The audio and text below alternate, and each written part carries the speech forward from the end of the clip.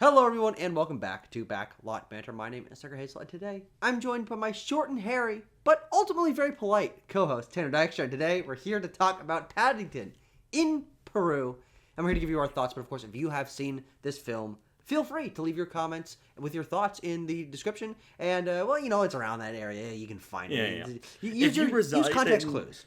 If you reside in the British Isles and you saw this film months ago, try to recall your thoughts on it and leave them in the comments. Yeah. Or you can talk directly to us, and maybe we can help remind you in our Discord server, which has a link in the description, and you can like the video, leave a comment, ring the bell, all that. Tanner, Paddington, the trilogy is complete now. We're done seeing this funny little bear. How do you feel? No, I saw Paddington 4 on the Letterboxd page. We have more Paddington in store, and Tucker, I couldn't be more pleased because I had a grand old time with Paddington in Peru.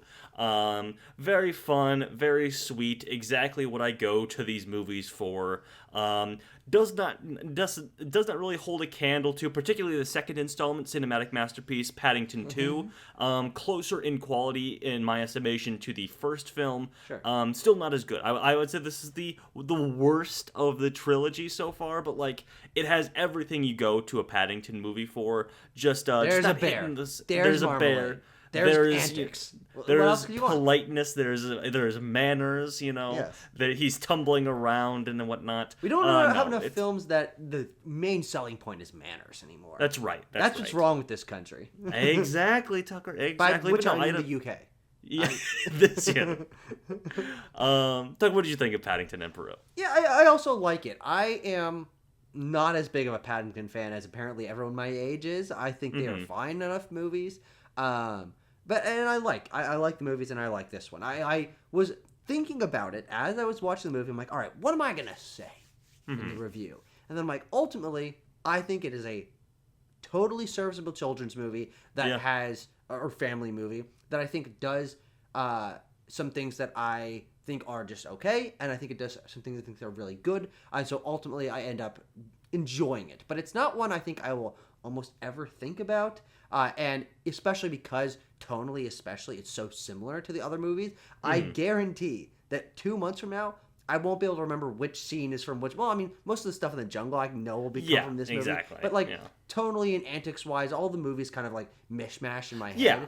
And that's not necessarily a bad thing. It means it's a cohesive trilogy. But it meant that, well, I like ultimately that it kind of brings Paddington home by the end of obviously going to Peru.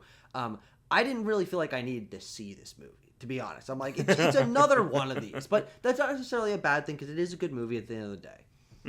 Yeah, I think it does quite a bit in the line of maturing our characters. The children in the family are now teenagers. They're potentially going off to college and getting jobs and things like that. So I'll be interested from that standpoint to see where the rest of the series goes. Sure. But because we are departing dreary London, we are foregoing a lot of our quirky British side characters. We are not stuck with, but we are really focusing in on the core Brown family. Yeah, we are. And how, their dynamic is changing as they're getting older, and the kids don't want to hang out with them. They can't fit the whole family on the couch anymore, Which I think is interesting, because I think I want to start where my biggest criticism of this movie is I don't find the Brown family that interesting. And frankly, even though most of the side characters are stripped back in this movie because we leave them behind, we get to see a little bit of them in the beginning. Yeah.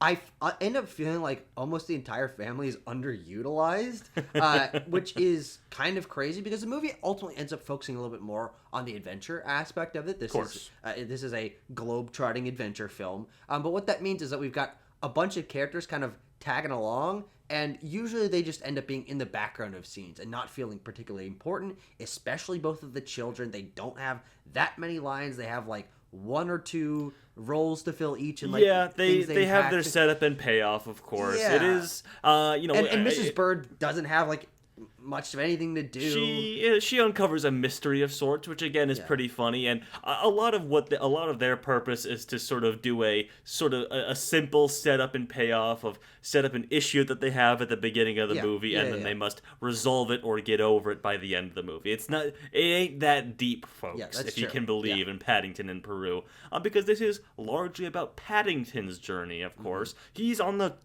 he's on the search, the hunt for Aunt Lucy. Where has she gone? Well, he is, but, and I think this is true across all of the films, he's the protagonist, but he's not the character that changes. He's the one that changes everyone around him. He's the catalyst for personality change. And so, I do think that it's a pretty big slight against this movie that I don't find the cast surrounding Paddington to be particularly that engaging. I don't think any of their performances, except for maybe the dad, are like anything to write home about. Little Hugh Bonneville. Yeah, and he's fun enough. But though I think he's less engaging than in the previous films because he's also like getting along a little bit better with Paddington this time around. That's like, true. He's not getting as annoyed. Their relationship has progressed, of course. Yeah, which makes sense. But I do think it means that then there's none of the Brown family side characters that I'm like, oh, I can't wait to see how Paddington interact with them, because it kind of feels like we're going through the motions again. And so I was really not sold on the use of the Brown family.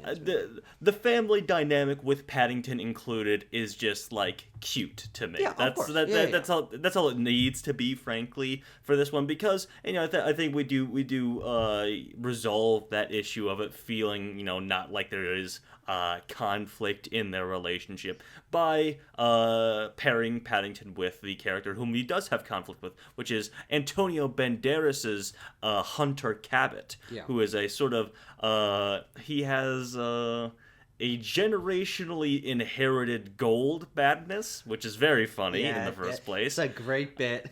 And another great bit that follows Banderas around is he is haunted by spirits of his ancestors who also had an obsession with finding gold, notably a conquistador character. So you get to see Antonio Banderas in all sorts of silly costumes, doing all sorts of silly voices. And he has this like a Willem Dafoe Green Goblin thing going on, where he's talking to himself, he's talking to his ancestors who are haunting him, and I don't know. Banderas is quite good in this. He's hamming it up. He's having a good time. The ideal of the Paddington villain is a height that must be lived up to. Obviously, you had the likes of Nicole Kidman in the first movie and Hugh Grant in the second movie. Some of our finest actors are putting on these roles, and Antonio Banderas is right alongside there, though again, like with the film as a whole, I would say does not reach the heights of those two actors / characters.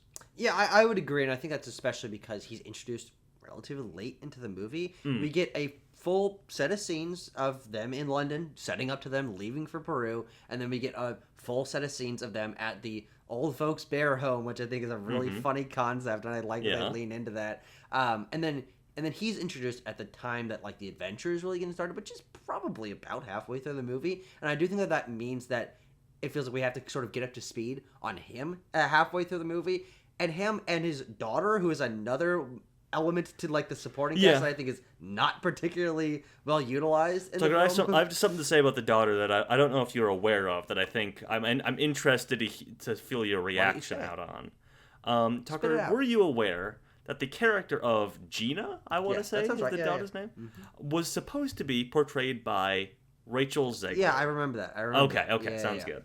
I remember a camera floating down a British street near the opening of the movie. I'm like, Rachel Zegler was supposed to be in this movie, right? And of course, I don't think we mentioned it, but Sally Hawkins is also recast in this film for Emily Mortimer, and Paul King is not directing this. This is directed by Dougal Wilson. All these sort of these mainstays of the series, or more recognizable faces that would have been added to this installment, were sort of stripped away by scheduling issues and the SAG strike, etc., etc. I think those things can all sort of mount up to this feeling a little bit more lackluster, potentially. It is a little bit of a, I don't want to say like cheaper version of the series, but like why it doesn't feel like it's hitting those same notes. Well, why we feel like we're sliding back down the hill. But I don't think it's that much cheaper. Like ultimately, this movie does feel like it's in the lineage, and if you're not in the know of all of this, and especially if you're a kid, this is just another one. Like you're not going to be too upset by it. But we're sickos. We are greatly film-minded. You know, if somebody asked me about Paddington 2, I'm like, oh yeah, Paddington 2, like top 5 Wes Anderson movies for me. Because you know, frankly, I would have liked to see where Paul King had gone with aping this sort of style and everything like that. That's why I love Paddington 2 so much. But anyway, where were we, Tucker? Antonio Banderas. We're showing about Antonio Banderas, quite good. He's hamming it up. There's a sequence at the end where they're doing a sort of like Raiders of the Lost Ark running away from a rolling boulder thing, where like he's doing a big hammy run where he's like picking his knees up really high and like and Banderas is having fun here. Someone else who's having fun, the other big recognizable face of the film, is Olivia Colman. Is in this film I thought as you meant Haley Atwell. Oh, well, Haley Atwell does pop up. I had no idea she was in the movie. Yeah, neither did I. Very funny that she comes in to play an American, too, which is good. Really weird. Yeah.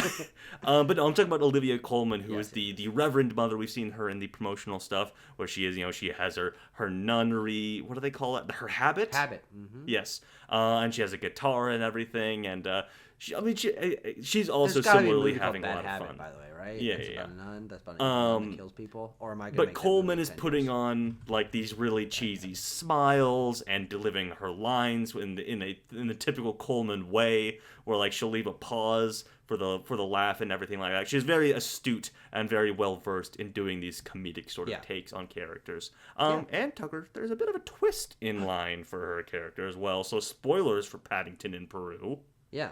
Is that not only is she a villain of this movie, but she's related to Antonio Banderas. Yes. That doesn't really end up mattering almost at all. She's cousin, like, Cosette or something? Yeah, something she's like that. cousin, but, like, they don't they don't make a point about it. Like, we don't even really see those characters again after the moment where that's revealed and she gets, like, caught up by the freaking mousetrap machine, like, antics machine that knocks her out. But yeah, I think she's very good in this movie. Yeah. And I think that the scenes that she was in made me miss someone like Sally Hawkins that can bring a little bit more energy to these moments, because I like Olivia Colman a lot, and whenever she was on screen, I'm like, she's doing a bit. There's a bit going on here, and I think it turned my brain on a little bit more. So I think she's a fantastic inclusion. She totally fits the vibe. She's the best part of the movie. Yeah, I think so, definitely. Yeah. Lots of fun that everyone here is having. The emotional through line, I guess we can finally sort of talk about to round off our review here, unless there's anything else. But like, the final emotional notes of Paddington, being reunited with his tribe in Peru after all the antics and adventures. But still choosing to go back and live in London with the Browns. They are his tribe, but the Browns are his family. Sort of invoking these things of like, multiple identities. And notably at the beginning of this movie, he becomes a British citizen. So there are even like light family-friendly takes on themes like immigration and multiple identities and things like that. And holding those all within yourself. It's very nice. It's very, very sweet. I think that is an element of the movie that I was primed to sort of see coming. There's a scene that he talks to Jim Broadbent at the beginning that kind of brings that up a little bit. But as the film is closing out and Paddington is realizing that this multiple parts of his identity can be held in conversation, and he might be slightly uncomfortable with it, but that's okay. He accepts who he is, and he's excited to learn more about the future. I'm like, okay, number one, that does mean that he's a slight arc, but I do think that it's not really explored throughout the rest of the movie, so I kind of forgot about it, and I'm like, I guess. Yeah, that makes sense by the end of the movie. But yeah, I actually really liked that thematic moment. Yeah. And as Paddington is like writing a letter to Aunt Lucy at the end, and you're getting the Paddington the line delivery, I'm like, that's a really nice, like, pretty unique theme for a children's movie. Ben Whishaw, the absolute goat in the voice role, of course. He is Paddington the Bear Brown. It's called a hard stare, Mr. Hunter. And it's for God, the hard stare. Shout out to our good friend Sam, whom I was watching this movie with, pointing out that that's just Paddington's penance stare. What does that mean? The penance stare that the Ghost Rider does, you know? Oh, I forgot about that. Yeah, but it's the same thing where he will just lock eyes with somebody and make them think about all the bad actions that they've taken, and they're like, it's just a kid friendly penance stare. That's a good point. Except instead of melting their face and sending their soul to hell, they're just like, I should be nice. They're like, I do want to quickly mention another element of this film that I do think was quite a surprise that I liked a lot, which is these moments of more creative filmmaking that are mostly employed at the beginning. I was a little bit disappointed they dropped off. Oh, but the watercolor kind of stuff? There's this watercolor animation sequence I think is really, really beautiful. There are some use of miniatures. There's some use of stop motion.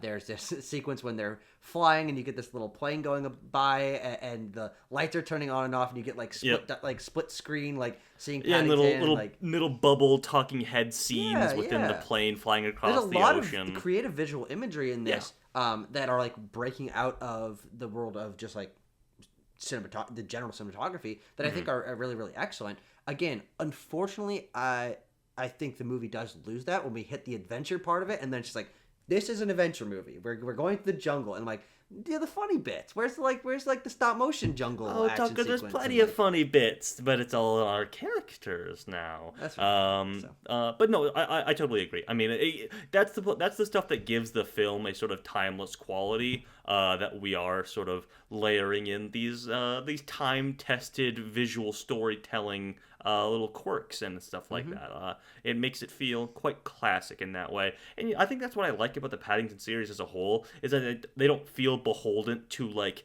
modern trends in family or children's movies. They feel very classical in the execution. The British sort of sensibilities, I think, lend themselves to the sense of humor and the execution within the film. So yeah, I mean, I'm just drawn to these as like very sweet, nice films that are quite simple, yes, of course, but also have a strong heart that shows through multiple times. You know. Yeah. Tucker, 7.5 out of 10. Okay, I'll go 6.2 out of 10. I think it's a good movie, but I don't think it'll stick with me. Fair. But hey, that's unfortunately my relationship with Paddington Bear, which is sad to say. Tucker, I have a cold dead heart. You gotta slather yourself in some marmalade so these things will stick to you. You know what? Not a bad idea. Next time I go to the movie to see Paddington in Peru, I'll just come in all sticky. And people are like, one ticket for Paddington, please, as a drip of marmalade slams onto the desk. I have this ticket stuck to my finger. Oh, I see. And they have to peel it off, and you get a comedic close-up of it going... Yeah. And like a little goose stretching. And they're like... Anyway, that's a review of Paddington Peru. Thank you very much for joining us, everyone. Hope you enjoyed the movie. If you saw it, hope you enjoyed our review. If you saw it. And we'll see you guys next time. If you didn't see it, go fuck yourself. Yeah, they won't hear it, dude. They won't hear it. What's his character's name again? What's his name? Hunter Cabot. Well, good. Mr. Hunter. But he always calls him Mr. Hunter, never Mr. Cabot. Oh, is his first name actually Hunter? Yeah, his name's Hunter Cabot. I thought he was calling him that because he's like he's not really a hunter. He's like a gold hunter. I don't know. I thought. But also, Paddington doesn't know that he's a gold hunter. Yeah, he kind of does. Because they talk about the gold... Yeah, he tells him about the El Dorado thing pretty early on. Yeah. Because in my mind, he's like, Paddington thinks that he's helping him look for Aunt Lucy. Which Paddington does think that. No, absolutely does think that. Yeah, because he keeps telling him that he's doing that. Yeah. And it's, at the end of the day, Tanner? At the end of the day, Tanner? Yeah. What's the difference? What's the difference? Because the real gold, Tanner, was oranges. Is the family? No, you're right. Yeah, it's oranges. It's oranges. It's oranges. No, you know what, Tanner? You know what the real gold is? What's that? Freaking marmalade, baby.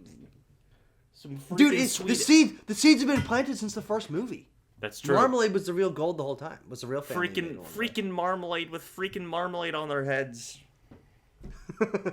Freaking bears with freaking marmalade sandwiches on their heads. What are we doing? What are we doing in cinema? Cats and dogs living together. Total Bears chaos. with marmalade sandwiches on their head.